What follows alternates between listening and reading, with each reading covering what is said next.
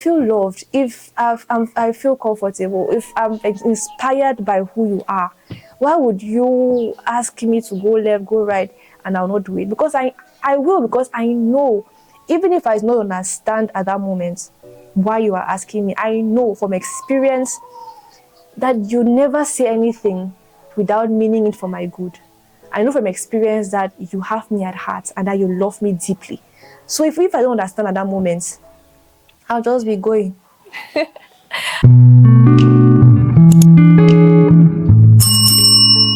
right, I hope I've passed across that point. Okay. Next point, submission is not about leaving her no choice but to comply. Submission is about you trusting God and being secure in Him enough to give her the option of not complying without the threat of withdrawing your love. Okay. Back to this whole self-esteem, confidence stuff. Because this is what this whole channel is about. It takes a secure man to cultivate a submissive woman. As a man, you need to be secure enough to not have this person fulfill your every whim or your every I don't know, most random desire. You must be secure enough to give her room to make choices. What you want is for this woman to choose to submit to you. It's not about threatening that if you do not submit to me, then I'll withdraw my love. You're missing the whole point if that's the energy and that's the space in which you're operating. That's why you need to be a secure man. That's why you need to be willing to be, okay, I will allow this woman make her choices, but then I will trust God to order her steps to make the right choice of submitting to me. So it's not about you controlling a woman, it's about you surrendering to God. Submission is an area that requires a lot of surrender. You need to be willing to surrender control, both for the man and for the woman. It's the same thing for the woman. She needs to be able to surrender control and be like, this man isn't perfect. He's going to make mistakes. However, I'm going to choose to trust God to make all things work together. It's God who asked me to submit. And I don't trust this man 100% because I know that he is still human and he can make a mistake. He can lead me in the wrong direction. But because this is a request of God, because it's an instruction of God, I do what is required of me and then I go back to trusting the one who asked me to submit in the first place. So the next point, submission is not about you not being powerful. It's about you being powerful enough to allow God channel your power for your own safety through His established hierarchy. I don't know if you heard that. Let me read it again. I love this point. Submission is not about you not being powerful. It's about you being powerful enough to allow God channel your power for your own safety through His established hierarchy. I think one of the issues that many women have with submission is this idea that so I have to ask for permission to do anything, or I need somebody's approval. Because women are powerful, that's the truth.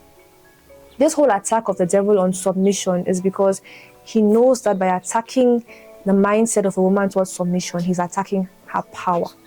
Power needs to be channeled. Power needs to be controlled. And that's why God asks a woman to submit. He asks her to place herself under the authority of others who can guide this. Let me give this other example. The woman has an idea and she believes that God has spoken to her about a step that she should pursue or something that she should do, right? She believes that God has spoken to her that she has to do this particular thing, that she has to travel and go here, or that she has to, I don't know, whatever it is. Now, some people have the misconception that to bring what you believe God has told you and present it to your husband or to present it to the authority over you is a sign of weakness, or it's a sign that you doubt that I have the ability to hear God. Far from it. It is not about you not being able to hear God for yourself. In fact, a wise husband will trust his wife's ability to hear the voice of God, where it should even start from. Marry godly seed, marry your kind. I don't even understand how submission is possible without the Spirit of God involved, because it gets hard. So a wise husband trusts his wife's ability to hear God's voice. However, a wise wife rather understands that in hearing God's voice, I still need other green lights. Yes, I've heard God's voice, but I also want to be sure that this person that God has placed over me sees as I see, sees it as I see it, right? It's more a measure of protection. I want to be sure that I'm getting all the green lights. If God has indeed spoken to me, then the green lights should align. Now, not to say that there will never be situations where you believe you've heard God and God has indeed spoken to you, but your significant other isn't on the same page. However, again, two rights don't make a wrong. You should be able to trust God to convince this person because He is the one who has asked you to submit. He is the one who has asked you to respect authority. So it's not about doing another wrong added to the wrong of them not giving you the go-ahead with what God has asked you to do.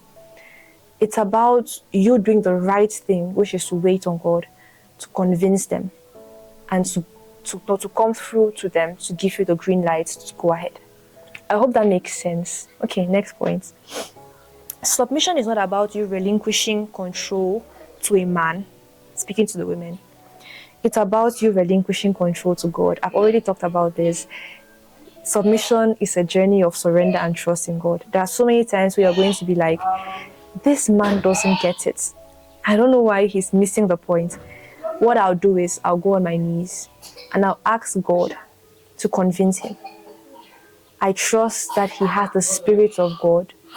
So I trust the Spirit of God to convict him. So there's a lot of trusting God, a lot of surrender, a lot of relinquishing control to God Almighty. Okay.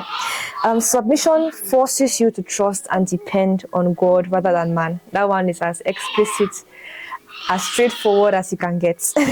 Submission is not about you needing someone's approval to live your life.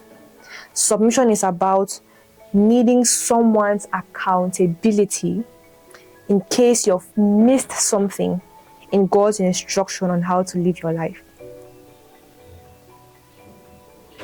I feel like collecting offering for this one. Let me read it again. Submission is not about you needing someone's approval in order to live your life. Submission is about you needing someone's accountability in case you've missed an instruction about how to live your life. And this goes back to the example I gave about you think you've heard God, but then you still need accountability. You need all the green lights you can get, right? Okay. Submission is not about manipulating. It's not about manipulating. Submission is about empowering. Submission is not about manipulating somebody. Submission is about empowering that person. This is to the man. Submission is actually a call for you to empower a woman for her to be all that God has called you to be. It's God putting her in your care. It's a huge responsibility to have somebody submit to you. And that's why, even as a woman, you shouldn't be marrying somebody or submitting to somebody who doesn't know what it is to submit to another person. That's why it's so important before you marry to know who is your husband or husband to be. Who do they submit to? Who is that person in their life that can speak to them and they come to order? Who is that person in their life who is able to have a grip on them to some extent? You know what I mean? If you're marrying somebody who doesn't know what it means to listen to another person, you're in for a lot. In fact, you're in for, I dare say, hell, because submitting is not ABC. Okay, you need somebody who knows what it's like to submit to another person. Okay, submission is not about logic. Submission is about faith, right? It's not about the logic of, why should I be the one to submit? Because honestly, listen, God asking the woman to submit is not a matter of worth. I've heard people argue about, are men and women equal? Some people say men and women are equal. Men and women are not equal. Listen, if you're talking about equality in the sense of worth and value, then yes, men and women are equal. Because in God's sight, a man is as valuable as a woman. A woman has the same worth and value to God as a man. But if you're talking about roles and responsibilities and calls, then no. Then no, men and women are not equal. Then no, what a man can do, a woman cannot do better. I don't know. We're not even called to do the same things. We're not even called to play the same roles. And no, gender roles, another whole topic. I believe in teamwork over roles. But in this context, you get what I'm trying to say.